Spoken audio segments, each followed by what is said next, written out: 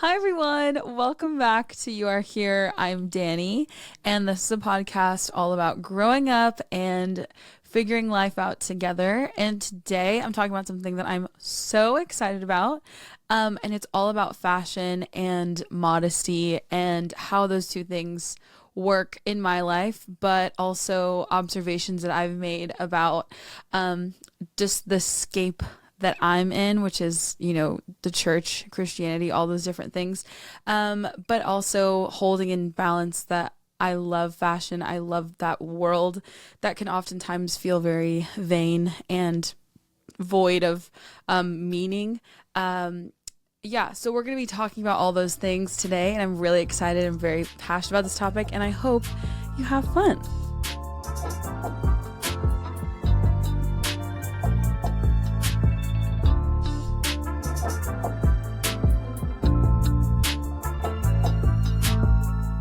Okay.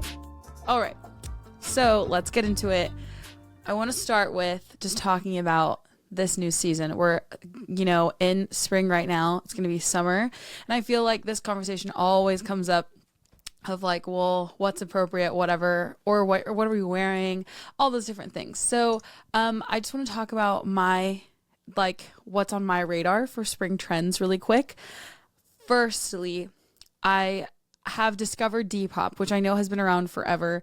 I thought it just the PR perspective, I always had like a negative vibe towards it because everyone said it was like too overpriced, et cetera, et cetera. The Depop warriors, So I never really did anything with that, but I recently went on Depop and I actually found some cute vintage tank tops and stuff. So I'm really excited to wear those. I think halter tops are going to be huge. I think anything that has like an interesting neckline, obviously this is such a bad example because it's just like a t-shirt, but anything that has an interesting neckline, so like an off the shoulder moment, a halter, a tube top, I think all those things are going to be so cute and they're so wearable. I love all those things. So I'm excited about that. I really want to get into like a long short. Now, I bought a pair of capris recently because I do think capris are going to be the moment. I've yet to style them because as it turns out, the undergarment situation for things like that are kind of complicated. So I don't really want a VPL, which is a visible panty line. If you don't know what that means, but so anyways, that's kind of a situation, but I really love that look. I love the capris, kitten heel, some type of like cardigan or something over that. I just think is so chic with like a baseball cap. I've really been into baseball caps as well. That's something I currently am addicted to, cannot stop wearing. I love it. I do love this t-shirt as well. I don't know if this is like a summer because it is cashmere and so it is a little bit sweaty, but it's just so cute. I love the texture. I'm also just a sucker for a knit. So if anything comes in like a knit, I'm just immediately, I need it. Okay, what else am I excited about? Oh, I just bought a new pair of trainers yesterday. They haven't come yet, but they're an Adidas trainer and they're yellow. Really just been thinking about like statement shoes. In general, I don't really gravitate towards like very many colorful pieces of clothing. My clothing tends to stay like very, I don't know if like neutral, but definitely more like minimal colors or like very few colors besides like the one-off that my brain like allows me to, like a jersey or something. So because of that, I think a colorful shoe is the best thing ever. Also just some like spring tips. If you find something like on Depop that you really like a tank top or something or a jacket or whatever, and you can only find it in like a few sizes on Depop, go like save the name of the brand and of the whatever the style of the jacket if it has one, and then go on eBay, go on Vestiaire, go on the Real, go on go on Poshmark, go on every other like resale site, and I'm sure they'll have an extra size. I have a story about, I literally did that exact same thing. There was a jacket that was so beautiful that I found on Depop and they didn't have it in my size, but then I just found the exact same jacket on Poshmark in my size. And so that's a free shopping tip for you. What else? I love purses. Like I am a bag a collector, dare I say. I love collecting nice bags. I think it's also one of those things where you can wear, again, like I said, something very basic and minimal, and then you have a super chic bag and you're on like a different level, you know what I mean? So yeah, I recently got a YSL bag from eBay, and it's so beautiful. I've been wearing it all the time. You can go on my Instagram if you want to see what that looks like. But it's just it makes me so happy every time I wear it. Yeah, last year I got a Bottega bag resale on eBay as well. So yeah, just like go on eBay. I don't know if I've said this before, but like I usually shop from Japanese sellers. They have great like processes of resale and just making sure that it's authenticated and stuff. And also eBay authenticates as well if you want to shop from there. But I know like Poshmark and Depop do that too. So anyways, just some tips. I also love thrifting for bags. Like that's very easy. I find thrifting for clutch bags are it is the perfect place to find those. I'm like quite picky when it comes to my purses and like the structure that I like and what I'm looking for.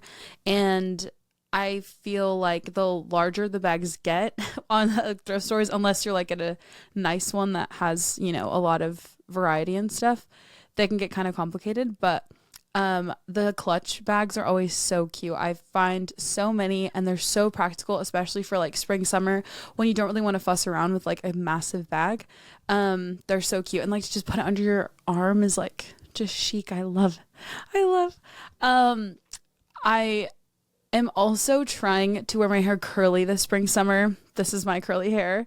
So yeah, this is your sign if you need to just be confident in your natural curl, in your natural hair texture. It's me. I'm your sign, because I've always had like a difficult relationship with my hair just because it's so annoying to me. It's annoying to maintain. It's annoying to like upkeep and stuff. So it's honestly easier for me to just like straighten my hair, blow dry my hair, whatever, and deal with it that way than it is to just keep it curly, because it's just a lot of shapes happening. You know what I mean? On my head. But I'm gonna lean into the curls this spring, summer. I'm gonna figure it out. So yeah, that's another thing I'm excited about for spring, summer. And yeah, I think that's just about it. I love jeans, and I am trying to not just want to wear jeans all the time. I'm wearing jeans right now, but yeah, I have a really cute skort. I think skorts are so cute. They're always like you can wear them all the time. I just think they're so cute. I do love a mini skirt as well. So I have a mini skirt that I'm excited to wear, which I love this. I love that we're talking about all the things I'm excited to wear, because you're probably listening being like, isn't this girl going to talk about modesty? But she's talking about like all these things that are crazy. And yeah, I am. Anyways, so let's get into it. The topic of modesty is something that is definitely very interesting. I've had like maybe not a strange relationship with it, but like a very influenced relationship with modesty. I feel like it's been something that has been taught to me, that's been told to me, but not something like a conversation that I've been invited to necessarily inquire about, if that makes any sense. So as I've gotten older and like tried to, you know, figure out what I think, what I like to wear, what I feel confident in, what I feel comfortable in, I have had to ask myself the question of like, what does modesty mean? What's its purpose? Like, why has this been taught to me in the ways that it has been? And if you didn't grow up in like a modesty culture situation, or like in like a religious background, basically it's the prevalent teaching is that, you know, as a girl, that your body, that your outfits, your clothes, that all these things are a stumbling block for guys in your life or things like that, and you don't want to do that. You don't want to distract them from what God can do or in their life and stuff. And so that's always typically used as you know, and like camps, it's like you're wearing a big t-shirt when you're at the pool, you're not, your shorts are like the finger length, whatever. But the overarching theme is not because it's for like safety or because it's for like appropriateness even. It's because you're like you're in charge of someone's purity, basically. You're in charge of a man's purity. And that was always very confusing to me. And I did often think like, well, I don't obviously want to do that. Like I want them to like, I don't want to be a distraction. I don't want to, whatever. But I felt like often for me, what that actually ended up translating to was that like I should like not like the parts of my body that make me look like a woman, right? So like your curves, all those things, like I should hide them. I should be ashamed of them essentially because of what they could do to a man or whatever.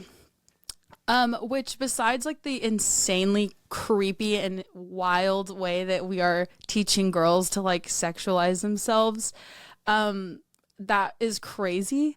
But also, I shouldn't say we, but I guess like that teaching was doing, it was just very like alarming to me to get to that conclusion of like, I can't believe this is how this has made me feel. And as I've gotten older, I've had to figure out for myself what God says, obviously, about these things, but also how I feel about these things. And how then I would apply with what I know from the way that I like how certain clothes fit me, which there's nothing in the Bible that, that says like, this is what you should or shouldn't wear for just like the average person. There are dress codes in the Bible, but for like priests and things like that in the temple in the Old Testament. But there's not like, this is what you should wear on a Sunday to the pool. You know what I mean? And so taking like in what God says about, about what God says about purity, what God says about, women, and then also taking what I feel comfortable in as a woman, what I feel safe in, what I feel myself in, those things, and then applying that to my life. So I'm kind of going to walk you guys through that. I really actually want to share 2 Bible verses to help us frame this like framework of, what I'm saying. First one is in 1 Samuel 16:7, and it says, "But the Lord said to Samuel, don't judge by his appearance or height, for I have rejected him. The Lord doesn't see things the way you see them. People judge by the outward appearance, but the Lord looks at the heart." And really, the emphasis on this one is people judge by the outward appearance, but the Lord looks at the heart. And I think that is always such a beautiful God dilemma that we can see people doing things that maybe we don't agree with or that maybe we're confused by, but their heart can like, I don't know, I feel like that is such a human experience. And I think about people who are doing like insane things to like minister the gospel, like the parents that like go to pride parades and they just like stand there and hug these people that are there. Do you know what I mean? Like they're doing something that's so extreme that like obviously Christians would never think about setting foot there, but they're the ones there extending like love and compassion and empathy. And that is just like so radical to do, but it like on the outward appearance does like feel wrong. Anyways, I think that is just that's like my favorite part of the gospel. My favorite part of like what Jesus does is that he just disrupts what we think it should be, or what we think should be like appropriate and comfortable and normal, and it's for the sake of love, really. And I just think that is amazing. But that's besides the point. What I'm saying here is that like the way that something looks is not always the way that it is. And I think that when we immediately just start taking people who are like, the Bible also says that we are to figure out our salvation with fear and trembling. That's one of my other favorite verses. And there has to be grace for people who are figuring it out and who are not as far in their of like walking with the Lord, of like understanding like boundaries and things like that. There has to be grace for that as well, to learn and to grow. And that process is not always clean cut and pretty and perfect. Sometimes it's very painful and very and awkward, you know. It's like puberty, but you're growing in like maturity and with God. And it's just kind of like, you know, puberty. It's like your voice is getting like weird and you don't know how to feel about anything, and you're feeling kind of angsty and you're asking too many questions and all these different things, but there should be space for that. And so if you've ever been in a place in your life where you feel like someone has maybe condemned you for trying to just figure it out, I just want to say I'm sorry. And that was actually a big portion of the reason why I wanted to start this podcast, was that this is a space where there's grace for the figuring it out, you know? And so, yeah, there's that element to modesty that I think, we need to let people have space for that and to just process and, do that. Where was I? Second verse was actually, I feel like as a girl in church, you always get quoted Proverbs 31, which talks about the Proverbs 31 woman. It's like every women's conference. It's every youth group talk. It's every whatever. That's how I grew up. It was always Proverbs 31, you know? But there is a portion of it that I clocked when I was probably like 12 that I was like, oh, this is my favorite part. And it says she makes her own bedspreads. Not that, but she dresses in fine linen and purple gowns. Love that. Love that one. And that's Proverbs 31:22. And I love that. I love that the Bible took a step to address that this woman also takes time to present herself well. And I think that is a piece of the puzzle that for women specifically that I think is so beautiful, that like God allows us to be beautiful. And like, and it's throughout the Bible, right? Like God allows, and there's also like a lot of, scriptures that admit that these women were beautiful. I think about when David meets Rebecca. Is that right? David meets Rebecca. He says she's beautiful. When Jacob works for Rachel all those years, like there's this there's an admission of beauty there within all of these people, that like these women were beautiful. When David falls for Bathsheba, like women were beautiful, and there's not a denial of beauty. And I think that's something that's so interesting, that I feel like in the evangelical church, there is almost a prevalent, but it's like subliminal understanding that like you can't admit that people are beautiful, that women are beautiful. And I think a lot of it obviously comes from power structures, etc. And I think because of that, it's like control, right? Like we can't admit we have a problem, which is crazy, because like every like I think I always think about AA and stuff like that. Like the first step to getting help is admitting you have a problem. And so if people don't feel safe or comfortable to admit in church that they're dealing with something or struggling with something, then there's no way that they can ever get like healing or freedom from that. And I do think like a lot of the modesty talk that I grew up with and language around it that I grew up with really was being fueled by that. I wrote down that sometimes control is deflection. And I think a lot of times when people are afraid, and so their knee-jerk reaction is to just control as many things as they can, it's oftentimes because they're deflecting. They're making it your problem, that their problem that they can't confront, right? So I think a lot of times where this purity culture language came from was it came from men or women that were afraid, of other beautiful women coming forward and presenting themselves as strong and confident and beautiful, and knowing that.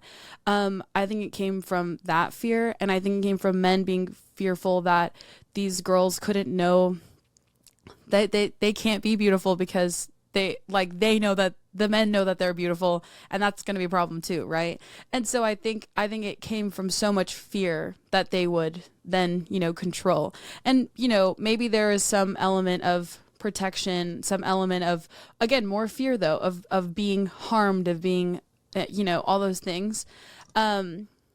But regardless, what they're not teaching by saying all of this is they're not teaching boys how to have self-control. They're not teaching girls how to dress appropriately for the situation, for whatever like periods of life they are, which are much better and more applicable than just teaching kids how to hate themselves for looking like girls or for looking like women or girls or whatever. And so anyways, I think they like in this effort to control or to protect, ultimately at the root of both of those is fear, and what we've actually just produced is nothing that's helpful. and I think that's such a bummer. But anyways, that's what I'm processing right now. I'm going through. But as I was saying just now, I think there's just some things that are less spiritual than we want them to be. And I think this is a topic like that. I think the right questions to ask yourself when you're getting dressed in the morning, and while you want to honor God and like honor what God's word says, which it is about the heart, but also there's an emphasis that you can look beautiful. Beauty is a part of what makes God so incredible. God didn't have to make things beautiful. He wanted to. And women, I think, and men are a part of that beauty. And so, yeah, to chastise someone for looking like what God created them as, and to accentuate that beauty, I don't think there's anything wrong with that. I think where things do become a little awry is when everything is about beauty, which the lie of like modesty culture, it actually is you saying that, well, you shouldn't be all about your image, et cetera, et cetera. But what ends up happening is it actually does end up being all about your image, because now all the time you're thinking, are my shoulders showing? Is my stomach showing? Are my like boobs too out? Are my whatever, like, oh my gosh, like I think, you're always like so hyper aware of yourself, where it actually, and you think it's you think you're doing it for the greater good, but really no one's thinking about you. And like your heart isn't even in the right place. Your heart is in fear. You know what I mean? And so anyways, I just think that's so crazy and such an insane lie that these are requirements God doesn't even have of us, but it's the things that people have placed on us that actually lead to the exact result that they thought they were avoiding. So yeah, I had to get that one off my chest. That one felt good. Okay. So less spiritual. I think the real question that is so helpful and very great to ask at all times is what's appropriate. This goes for both genders. I think this is a question that you can ask at all times. What's appropriate for what you're doing? If I am at the beach, it's appropriate to wear a bathing suit. It's appropriate to wear something that you would go to the beach in. If I'm going to a store, it's not appropriate to wear a bathing suit. Do you know what I mean? Like, it's just, and these things are not spiritual. It's just like common sense. But the way that I feel like we've been taught has been so, or maybe I've been taught, maybe you haven't been taught that way, which like slay if you haven't, but it's been so ingrained that like at all times you are going to be a stumbling block. You're going to be something that, men or whatever, or women are going to be jealous of, and men are going to want to harm or whatever. And honestly, I think that rhetoric is the most like, oftentimes in my life, I get accused of being a man hater, which is not true. I will celebrate a good man any day of the week. I love men. I love great men. I love good men. I love men that are integrous, that are honest, that are humble, and that care about people, to protect people. And I think that language of being hyper aware, being scared, being of men being portrayed as animals within the church is actually the most man hater rhetoric to ever exist. It's not the rhetoric that is that is calling men higher, that's telling them to grow up, that's telling them to like to take responsibility for their actions. That's not man hater rhetoric. What is telling girls and telling women and telling men themselves from other men that they can't control themselves, that they are full of lust, and they're like these monsters, and that's just not true. They have the same spirit that we have to control ourselves. Like, you know what I mean? We overcome by the word of the Lamb and the word of our testimony. Like that is for all people. And so, yeah, to say that men are more, I understand that like there's different, obviously men and women are different. But to make it this like impossible feat for a man to control himself is actually just not true. And that makes me angry. And so, yeah, but I think the real question here is just what's appropriate, even for guys. Like, maybe like, okay, you're working out, that's appropriate to like not have your shirt on or to wear like a tank top, whatever. What's not appropriate is going to church in that. Do you know what I mean? Like and that's what I'm saying. Like, it's always those questions that are, and modesty applies to both, because guess what? Like, I don't want to see your peck no, I don't want to see that all the, like, ew. And you don't, you know what I mean? Like, it's just what it comes down to. And it's like, there's a level of appropriateness, of, not gentlemanly. What am I trying to say? Appropriateness. It'll come to me. But that's like what's like normal. And I think it's also what is, not distracting. And I oftentimes like process through this as well, of like, will this harm my witness, right? And witness is like kind of an old word, we don't say that anymore, but like, will this harm my bearing Christ's image, right? Like, if I am at the grocery store and I'm wearing a bathing suit, and like I get into a conversation with somebody and they ask me like what I do and like what I believe, whatever, will be me wearing a bathing suit be distracting from the message that I'm trying to convey at the grocery store? And yes, it would be a little distracting. And so I think that's really what, like, for me, that's what it comes down to, is I think about like, well, if I get into a conversation with somebody at the beach as I'm wearing a bathing suit about God, would that distract them? No, because everybody else is wearing a bathing suit too, you know? And if I'm at the gym and I'm wearing a sports bra and like, you know, sweatpants or whatever, and we get into a conversation about that, would that be distracting? No, because everybody else is wearing that too. If I'm like, you know what I mean? And so I feel like that really is what is a prevalent like conversation within myself, of like, if I'm trying to talk to somebody about what I believe is true, will the way that I'm portraying myself here be an accurate representation of, and not distract them from what I'm trying to say? And I feel like I've gotten to a place where I understand that. Even if like you're going out with your friends to have dinner and like chill and like maybe have a glass of wine or whatever, it's appropriate to wear a mini skirt there. It's appropriate to like wear a tank top there. You know what I mean? So you get what I'm saying though, that like the question to ask yourself is always, is this appropriate to where I'm going? And then also, you know, will this distract someone from the message that I'm trying to convey? And I think when you look at yourself in the mirror and you're trying to figure out what to wear, I feel like those two questions, I don't ask myself that all the time because I think I have a pretty good like understanding it. That's always kind of what's going on in my head. But I feel like that's very helpful. But again, it's so much more simple than it is like over spiritualized, and they're really just questions you have to ask yourself. I think where it does get kind of difficult is if you maybe don't know what your personal style is, and so you're still kind of trying to figure it out.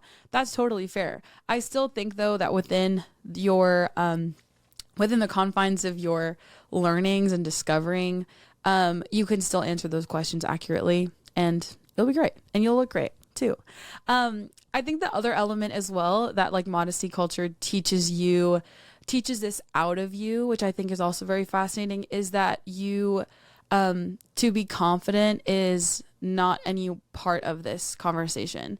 And you know, I'm sensitive to women that have obviously have had different experiences with this culture, and like furthermore have like actually harmed their life in ways that are like detrimental, and in terms of like assault and things like that, or the, you know, what were you wearing question thing, you know, stuff like that. I do think there is an element of this that completely misses something, and not to like oversimplify it, but people are very confidence averse when it comes from a woman, because we live in a patriarchal society where men run everything. The expectation for men is to be stern, to be confident, to be certain at all times.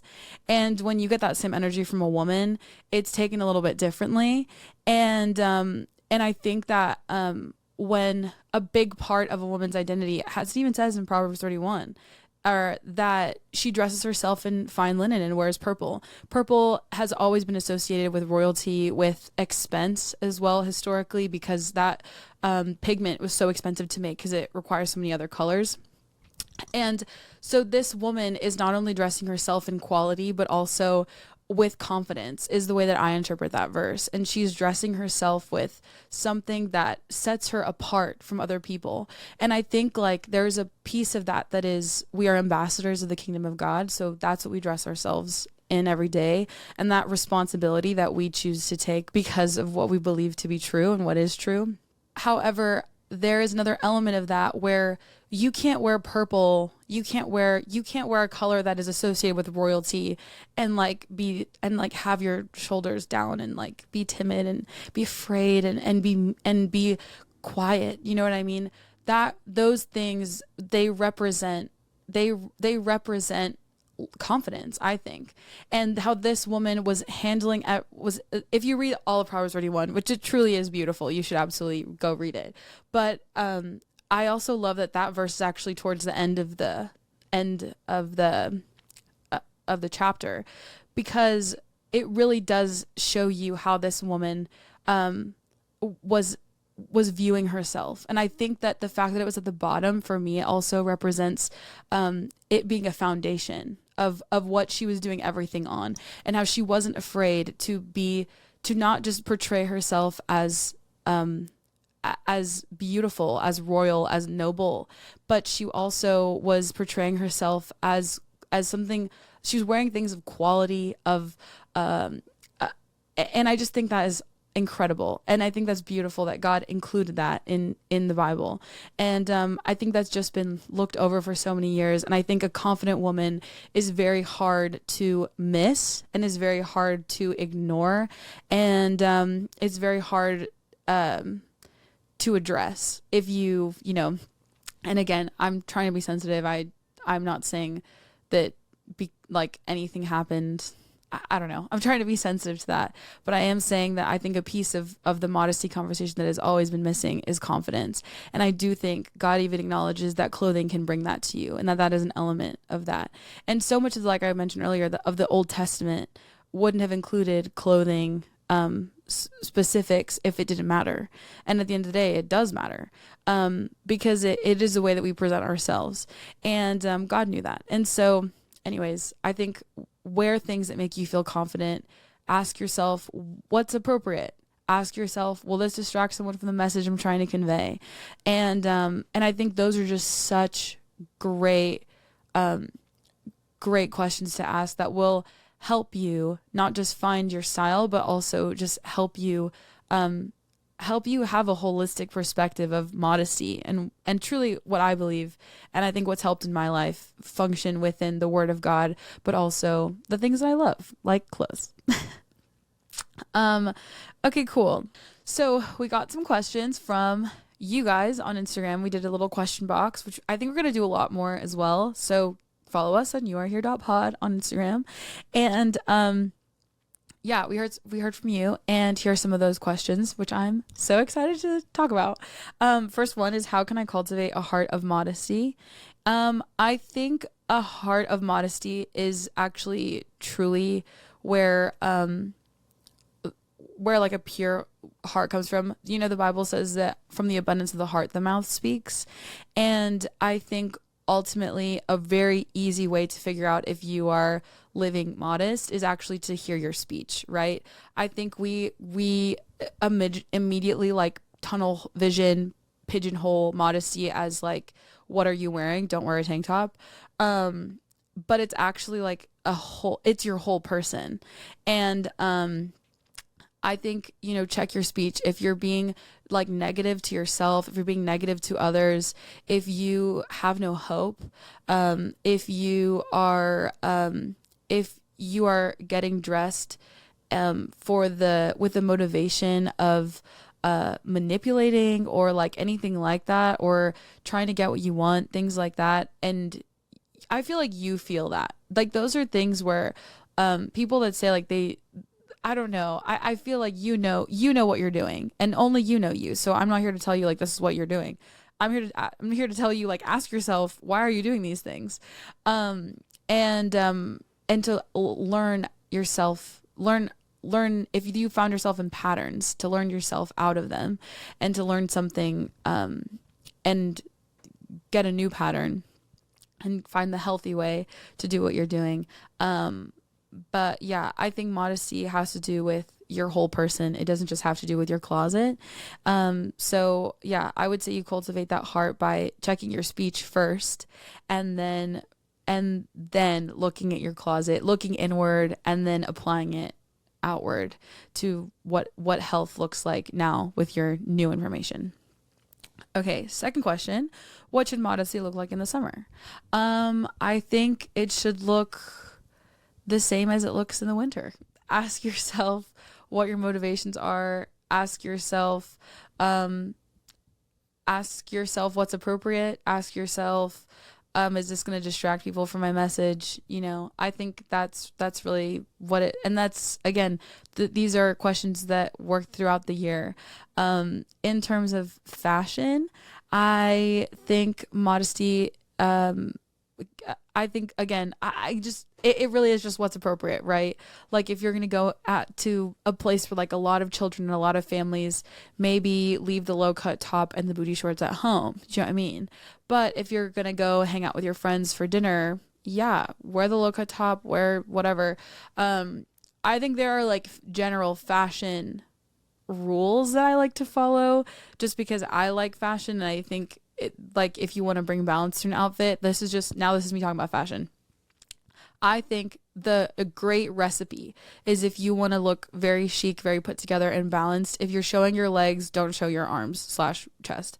If you're showing your chest, cover your legs. If you're showing your arms, cover your legs. And basically that means you're always like trading a piece, just because it brings a lot of balance. If you're kind of if everything's very short, that can sometimes mess with like the proportions, and you oftentimes just look less balanced in terms of like the shapes you're creating. So yeah, but again, those are fashion rules. I'm just here to tell you that's typically the recipe that I always follow. Oh, great example, showing my arms today, wearing jeans. So yeah, that was for free, little fashion tip. Okay, third one is, how do I remove the thought of showing my shoulders isn't okay?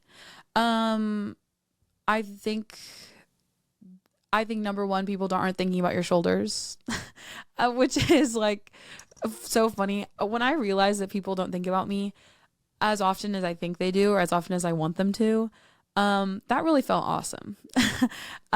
You really just get set free from like, and I think, again, like the Bible says that we're freed from the opinion of man, but I think a part of that, a thing of like resting in the fact that, like, number one, we don't have to care what people think about us, but it's also realizing that we want people to think about us, like there's an element of self-importance in every person, that we are born with the feeling that we want to be more than we are. I don't know how to say that in like not a mean way, but yeah. And ultimately, like, God's plans, God's kingdom will prevail with or without us. God wants us to partner with him, and he made us, he wanted to, and he made us necessary for his plan.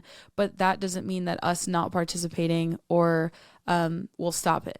You know what I mean? At the end of the day, he's sovereign. And so that is a tension that you kind of have to live in. I can't believe I got here with the shoulder question. Crazy.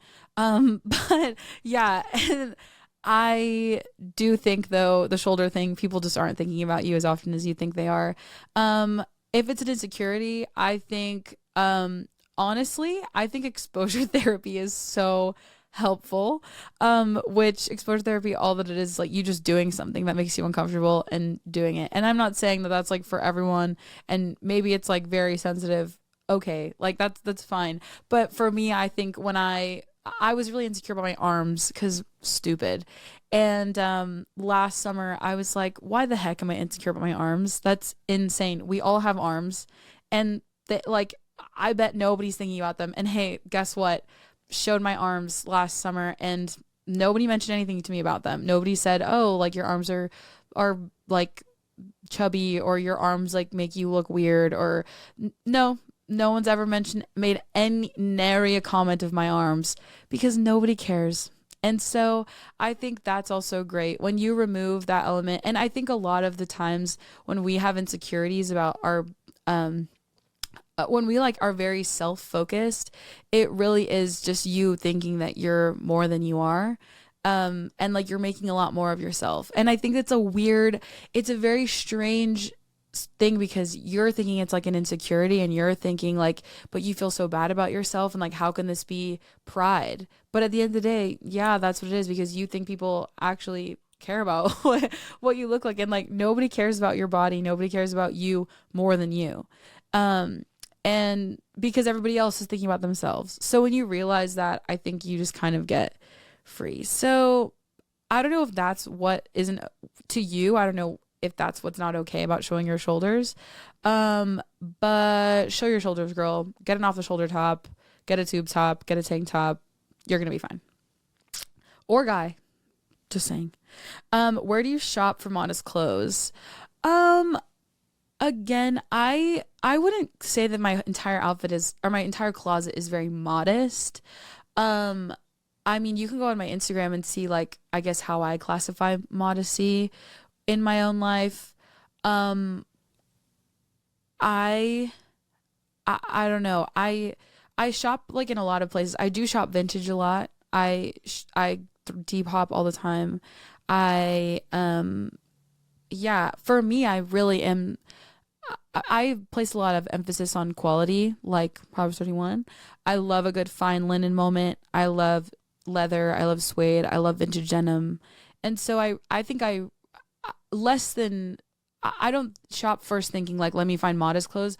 I shop first and let me find quality clothes that I know that will last me a long time and that I actually like. And so that's typically what I'm asking myself. And then from there, like I'll find things that I like. So yeah, I don't know, maybe that's not helpful, but yeah, I do shop vintage a lot. I'm just a girl, so I love a good H&M moment. I went to Old Navy yesterday because they have great basics. Got these earrings from Old Navy. So yeah, like I just kind of shop in normal places, but a lot of it is I'm hunting. You can ask Derek, you can ask anybody in my life. I'm always on Depop. I'm always on eBay. I'm always looking around. And contrary to popular belief, I'm also not shopping all the time. Like I don't buy new like big items of clothing all the time. Like I really do try to rewear a lot and come up with new ways. And I feel like my closet is in a fantastic space at the minute where I feel like I always have something to wear that I really like. This was like an investment piece again, because it's cashmere. So she was kind of expensive, but I love it. Like I'm going to wear the t-shirt forever. So yeah, I think I ask myself first, how do I like, where are these quality pieces, and modesty is an attitude of the heart, I think. Do different cultures have different definitions of modesty? Yes, they do. And yeah, that's what I have to say about that. They do. And so modesty like is not just about is not just about what you're wearing, but also where you are, which is why I've placed such a high emphasis on what's appropriate. Because if you're in a different country, I remember when I went to Thailand, we went to a temple, like a Buddhist temple that was there, and it was beautiful. But before you came, like there was girls that were wearing like a tank top and shorts, for example, and they had to put on this like whole robe situation.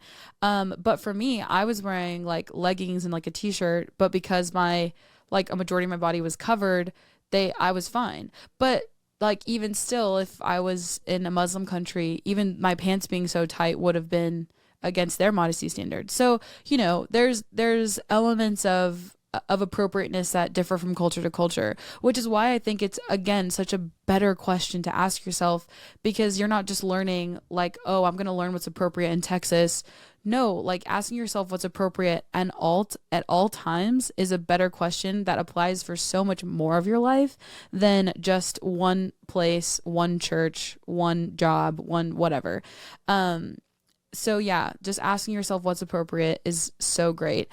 And guess what? That attitude of the heart is already so humble, because you're humbling yourself to whatever place that you're in, and you're trying to be like not distracting, and you're trying to just serve those people around you to what would again convey your message in the best way possible. And maybe you're listening to this and you don't care about any of this. That's fine too. But this is my perspective of modesty. I honestly think this conversation could go for so much longer, because there's like so many elements to this. But yeah, being beautiful is not a sin. Wearing what makes you feel confident is not a sin. And walking walking deliberate, like, yeah, and like knowing what you want to do and be, and by making deliberate choices is a good thing. And so yeah, I think when we begin living our lives on whims, and we begin just kind of going with what feels right in the moment, is nihilism, number one, and is not from God. God calls us to live life with sanctity, because our life is sacred. And yeah, gosh, not to get existential, but I did have this thought the other day about like, what if we treated our lives with as much sanctity as we treated death? And I think like when someone dies, there's a whole funeral, there's a whole there's a service, there's song, there's stories of a person's life, and death is treated with so much, with a lot of like sacred energy, right? And, you know, and respect. But I think God calls us to live with that type of emphasis on life, and that kind of respect for ourselves, because when we have the revelation that we bear his image, and just as everybody else does, there is a responsibility that comes along with that, of now wanting to treat not just somebody else's life with sanctity, but also treating your own life with sanctity, because you bear that same image and you represent that as well. And so I think when the world sees people walking with not just dignity and respect for others, but dignity and respect for yourself, that's amazing. And the Bible says that, you know, the world will know that we're Christians by the way that we love. And yeah, of course, there's always an emphasis on the way that we love people, but I don't think people will have a revelation that God is a God of love if we can't even love who we are, who God made us to be, who God formed us to be. And I think a lot of the modesty talk and a lot of the modesty rhetoric came from I'm going to say like a good place, but with so many fearful motivations that it perverted itself and twisted itself into really just hatred, is the way that I think you telling all these formative minds what not to do, and ultimately they're gonna just assume that they're the thing, right? That they're the problem. Anyways, I got so existential there, but I've been thinking about that for days now. But anyways, I hope you guys liked this conversation. I'm so glad you are here, and I hope this conversation helped you and just like reframed your mind a little bit along this journey of modesty and being confident and all those different things. Yeah, you guys rock, and I'm so glad you're here. Okay, few things. Don't forget to subscribe if you haven't.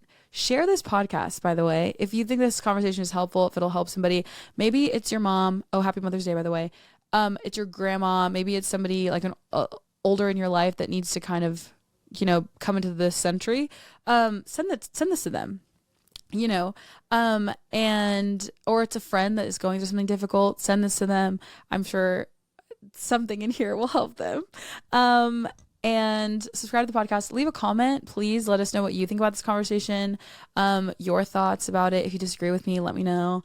Or you agree with me, also let me know. And what else? Follow us on Instagram, youarehere.pod. You can follow my personal if you want, at Danielle Siani. And is that it? Oh, subscribe or follow the podcast on wherever you're listening. So Apple Pod, Spotify Pod.